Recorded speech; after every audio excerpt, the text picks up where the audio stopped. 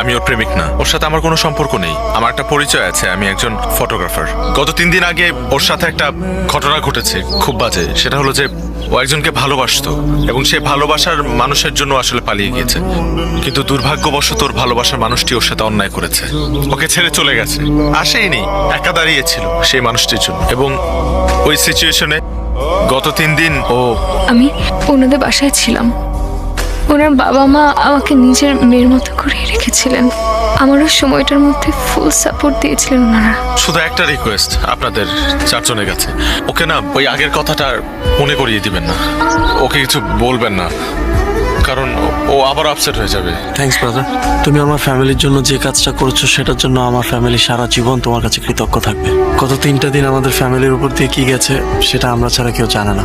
তুমি না থাকলে জিনিসটা হয়তো আরো খারাপ হতে পারত। এটা তোমার বাসা মনে করবা, তুমি আজকে থেকে আমার পরিবারেরই একটা অংশ। যখন মন চাইবে চলে আসবা।